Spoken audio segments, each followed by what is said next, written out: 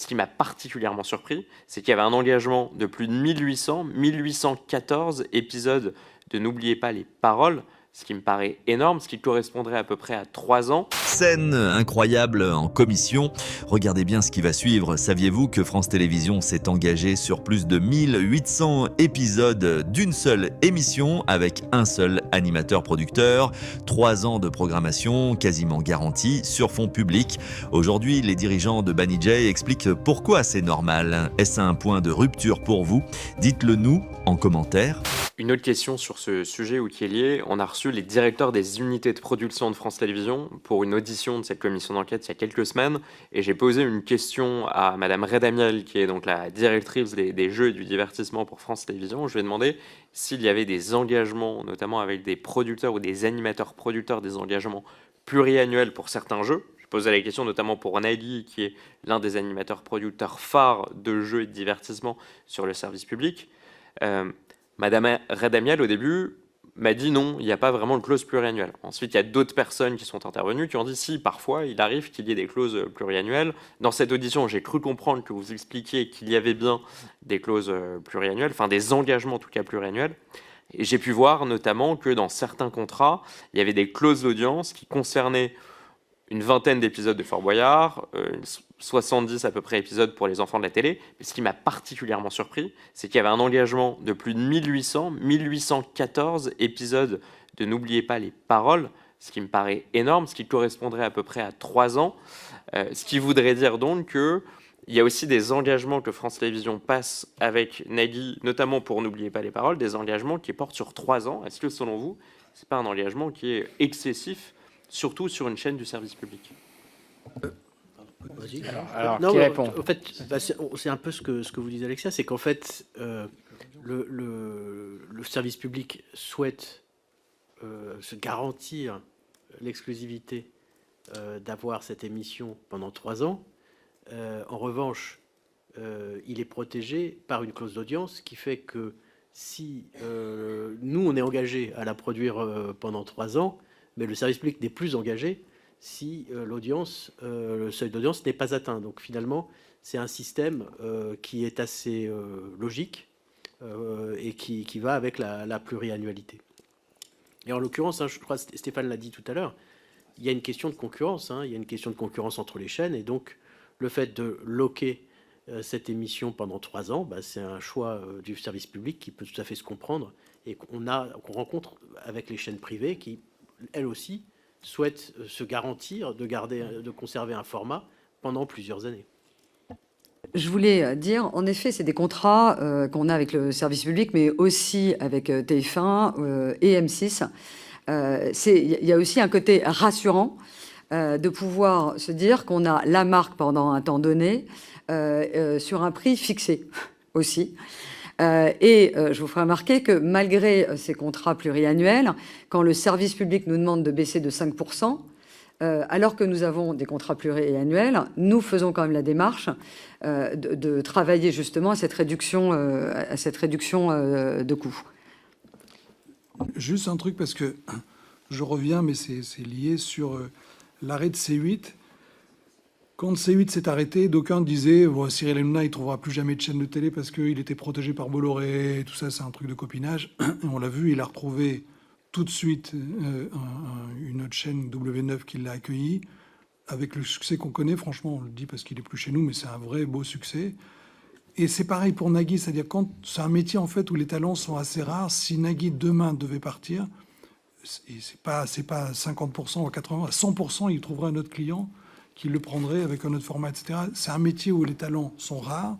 C'est pour ça qu'ils sont si bien payés par rapport au métier de 99% des Français. C'est un peu comme les footballeurs. C'est des gens qui sont très bien payés parce qu'ils ont un talent assez unique. Donc la chaîne est protégée par des clauses d'audience. Et eux, de toute façon, ils ne sont pas très inquiets sur leur avenir. Et les vrais talents, ils trouvent de la place toujours. Et je voulais rappeler qu'en l'occurrence, les paroles, c'est un programme qui génère à peu près 10% de revenus publicitaires. Donc c'est par ailleurs un programme qui est largement rentable pour le service public.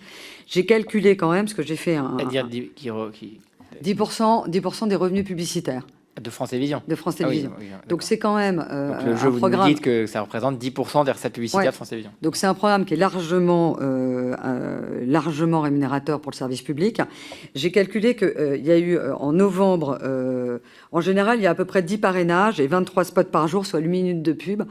C'est monté jusqu'à 18 minutes de publicité. Donc c'est vraiment pour l'économie du service public un programme qui permet à la fois d'être rémunérateur et aussi qui a un leading. On fait en moyenne 2,5 millions de téléspectateurs au moment des paroles. C'est extrêmement important pour les programmes qui suivent, le JT et même le Prime. Dans votre mission, Mme Laroche-Joubert, je crois que vous avez passé votre vie, une partie de votre vie, à dénicher des nouveaux talents.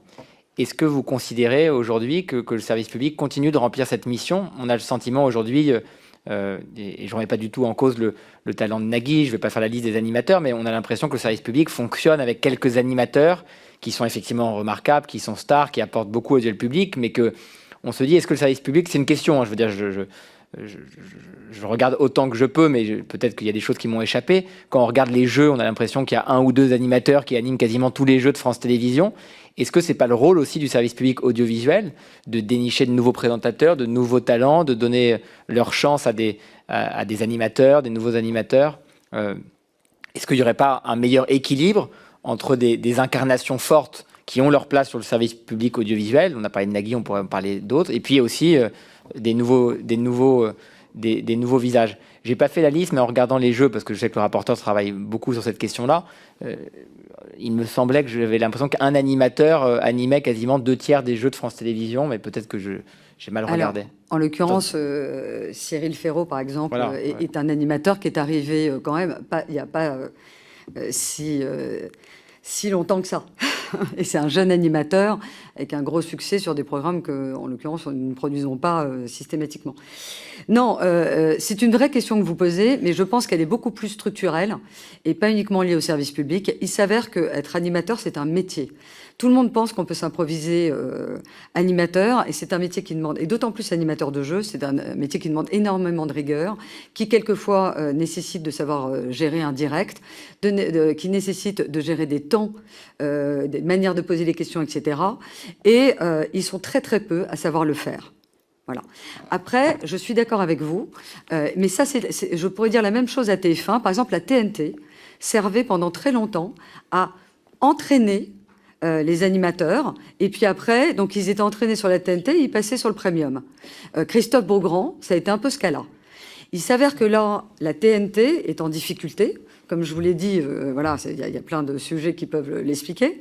Mais entre autres, la TNT est en difficulté. Donc, même sur les chaînes privées, vous avez Nikos, Denis, etc. Et peut-être qu'il y a un problème de renouvellement.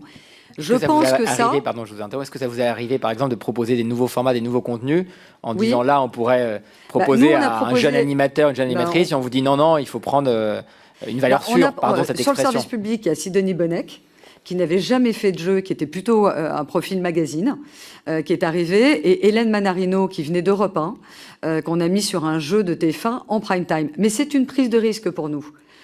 Franchement, voilà, c'est une prise de risque parce que c'est un visage qui n'est pas automatiquement connu.